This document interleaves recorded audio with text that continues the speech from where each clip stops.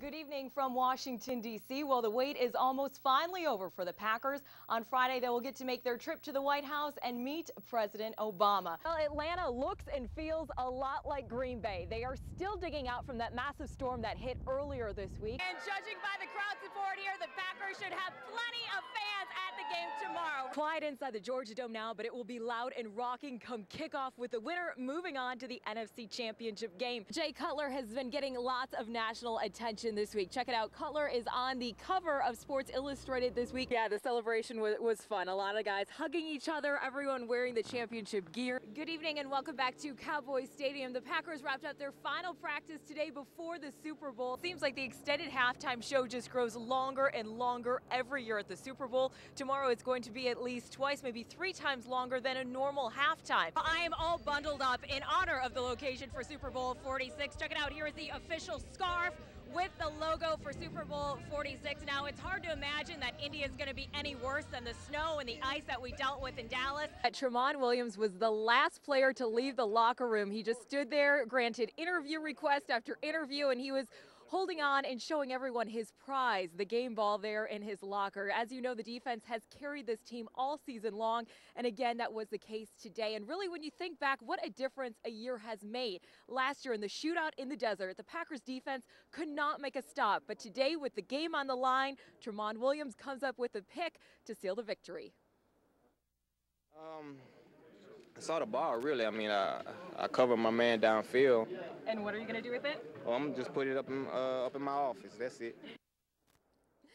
So we'll look for that ball in his office at Lambeau Field. Coming up tonight on Sunday Sports Night, cover 2, much more in the huge game by James Starks and the balanced attack by the Packers offense. Reporting at Lincoln Financial Field, Michelle Tuckner, Action 2 Sports. Indeed, the celebration overflowed from the field into the locker room. Guys were hugging each other. They were posing for pictures with the Hallis Trophy and just taking in the moment. A lot of the guys said after the game that it really hadn't hit them yet that they're going to the Super Bowl, but they're going to enjoy this celebration all night long. How good does this feel? It's words can't explain. It feels awesome. And receiver Greg Jennings said that it was a goal of his and the rest of the receivers to get Donald Driver to the Super Bowl. The 12-year vet, finally a dream come true. He finally gets to go. And you know this is a special moment for the guys like Driver, Woodson, Pickett, a lot of the veterans on the team. But it was a rookie who came up big, Sam Shields, and we'll have more on his huge play coming up later in sport. 15 minutes ago, the Lombardi Trophy got in and started making its way around the locker room. Brian Balaga, Darren College posing for a picture. When Nick Collins got his hands on it, he just kissed it flat out. So lots of. Ooh, I wonder if he kissed it in the same spot that Josh Sitton kissed it in. I don't know. There had been a lot of that going on, I bet. The lips on the trophy around. But really, the overwhelming theme has been, you know, they had to overcome injuries all season long. 15 guys on IR. And then in this game, they lose Woodson and Driver, Sam Shields for a large portion of the third quarter. And still, these guys are able to overcome and really rally. And I caught up with Driver after the game, the 12-year vet finally getting a Super Bowl ring. Donald, what did you say to the guys when you knew you couldn't play the second half? I just told my guys to go out and play for me, you know, and go out there and win this game. And what were the feelings like on the field when the confetti was falling? I tried to eat it. They told me I shouldn't eat it, but you come back home. You had such a tough upbringing. Everyone knows about that. Do you think back of how the journey you've had here now to be a Super Bowl champ? Yeah. You know, I think about it all the time. And you heard Driver, it was certainly hard for him to watch from the sidelines, but when that final moment happened and it all sunk in, you know, he had the tears in his eyes, and really all the wide receivers, that was one of their goals this season, get Driver a ring, and now he finally has one. Georgia's live from the nation's capital with more. Michelle. Hi, Bill. Well, President Obama is the most famous Bears fan in the country, and he provided the Packers with a little bit of bulletin board material before the Super Bowl. He said that the only way he was going to Dallas is if his hometown Chicago Bears were playing in the game. So after the NFC Championship game, of course, Charles Woodson said, well, if the president won't come see us, we'll go see him. As President Obama welcomed the Packers to the White House today, he made his allegiance known. I'm just going to come out and say it. This hurts a little bit. This is a hard thing for a Bears fan to do. The Packers arrived at the White House 2 hours before the ceremony. During that time, they took a tour of the White House, and at the end of the ceremony, the Packers gave the president 2 gifts. Charles Woodson presented him with an honorary share of Packer stock, and Aaron Rodgers gave him a jersey with the #1 on it and Commander-in-Chief on the nameplate. The Packers enjoyed the entire experience. For the opportunity to be here at the White House. Mr. President was very personable. And in a very classy move, the Packers invited former Packer Mark Tauscher to come along on this trip, even though they cut him a couple weeks ago. Also, linebacker Desmond Bishop tweeted that he left his ID on the plane and was not able to come to the White House. Of course, we'll have much more on the Packers trip here coming up later in sports. Until then, reporting live at the White House, Michelle Tuckner, Action 2 News. Well, certainly every coach is judged by his record on the field, but it's also important to look at how he motivates his team. And Coach McCarthy certainly has his finger on the pulse of the Packers. You'll recall some of his messages from a year ago. He said that they're nobody's underdog, and also saying that they're not preparing for the Super Bowl, just preparing to play the Steelers in a football game. So as the Packers get ready to start this season, Coach McCarthy is repeating one of his motivational techniques from a year ago. In the Packers team meeting room, the players can look on the walls and see greatness. Pictures of all the past Packers championship teams. Last year, Coach Mike McCarthy placed an empty picture frame on the wall before the start of the season. Now there's another empty spot waiting this year. If you've been in the team room, all the world champion photos are up. And there was one wall that stayed vacant for years. And last season he put up it's the background basically that the photo goes on, and we were able to fill that spot last year. So they all rotated around the room, and now there's another one in its place that's empty. And so basically our goal's the same as it's been. We're chasing greatness to put a picture on that wall. Measure this from the rim. McCarthy used a traditional motivational method during the days leading up to the Super Bowl. He showed this clip from the movie Hoosiers to show them they shouldn't be in awe of the big stage. I think you'll find it's exact same measurements as our gym back in Hickory. He brought in motivational speaker Kevin Elko to talk to the team on the eve of the Super Bowl. Then, in a bold move, he had the players fitted for their Super Bowl rings after their final team meeting the night before Super Bowl 45. For me, that was truly inspirational to, I think, not just to me, but everyone in that room. You know, if you've been around as long as I have, and you hear guys talk about, you know, the Super Bowl, guys have always got measures, you know, after they win it. But to get measured the night before, I thought that was, you know, very inspirational, not just for me, but for everyone. He believed in us, and we believed in ourselves. So for him to do that, I think it gave us an extra boost.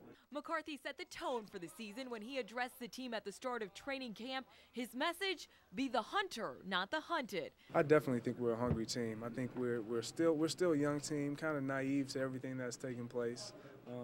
You know, I don't think anyone has taken what we accomplished last year for granted. We know how hard it was to actually achieve that and accomplish that feat, and we know it's going to be even harder this year. And Chris, I should point out that getting the ring size the night before the Super Bowl wasn't a big deal for everyone. Greg Jennings and Tramon Williams thought that's just what every team did at the Super Bowl. Tramon said he realized it was a big deal the day after they won the Super Bowl when he was reading about it online. Chris, back to you. Terry Evans dazzled Phoenix fans with his dunks for 4 years. Now he'll showcase his high-flying abilities at the Final Four in front of a national TV audience. Just coming up with a plan and executing. The hard part is, you know, just making sure you finish it the right way and you get the crowd behind you. Evans knew he had the talent to soar at an early age. My first dunk was in the 7th grade, and you know, once after that, it became quite easy. The Phoenix forward is keeping his dunks top secret before the contest. He won't reveal if any props or people are involved, but he has some tricks up his sleeve. I've heard rumors that one of them's going to have, and it's just a credit to the state of Wisconsin, a cheese hat involved. So we'll have to wait and see. I don't know. Back home, we've got NBA guys and college guys, and no one does some of the trick dunks that he does, so it's unreal.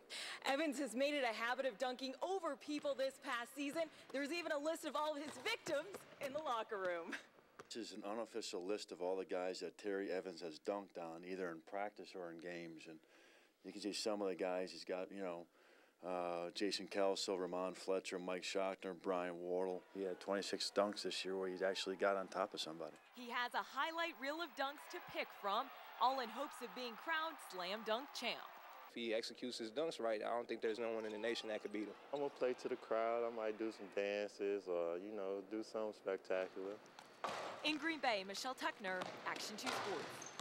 The Badgers take a short road trip for their first road game of the season. Today, Wisconsin travels to Soldier Field to take on Northern Illinois. Head coach Brett Bielema facing his former defensive coordinator, Dave Dorn, who is in his first year coaching at Northern Illinois. And this is technically a home game for Northern Illinois. But of course, the Badgers travel well to Chicago. Opening drive for the Badgers, Russell Wilson with tons of time hits Nick Toon for the 12-yard touchdown, and the Badgers take an early 7-zip lead. After the Huskies tied it up, that was the only points the Badgers allowed in the game. Then more from Wilson to Nick Toon again. Toon with 5 catches for 75 yards and 2 touchdowns in the game.